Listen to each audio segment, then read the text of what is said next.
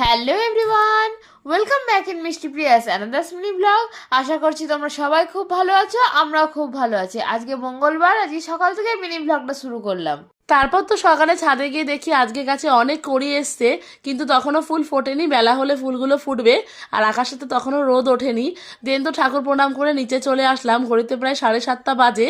তারপর তো করেছিলাম শীতের সকালে গরম গরম চা। দেন মা তো আজকে টিফিনে করে দিয়েছিল খিচুড়ি। আজ ঠাকুরের প্রসাদ দেয়, টিফিন হিসেবে খেয়ে বেরিয়ে পড়লাম আমি কলেজের উদ্দেশ্যে।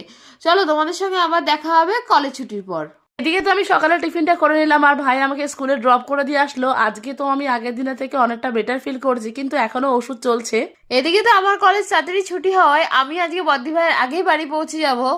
তো স্কুল ছুটির পরে বাড়ি চলে আসলাম। এদিকে তো এসে দেখি বোন রেস্ট নিচ্ছে। এই আসার পথে ওর জন্য নিয়ে এসেছিলাম আমি একটা কেক, কিন্তু ঘুম ভাঙাতে তো ওর ভীষণ রাগ হয়েছিল। দেন কেকটা পেয়ে তো ভীষণ খুশি হয়ে গেল। দেন তো দুপুরে একটা পারফেক্ট লাঞ্চ করে নিলাম। আজকে বিকালের দরকারি কাজ থেকে কোনো ভিডিও নিতে পারলাম না। আজকের মতো এইটুকুই, দেখা হবে পরে কোনো মিনি ব্লগে।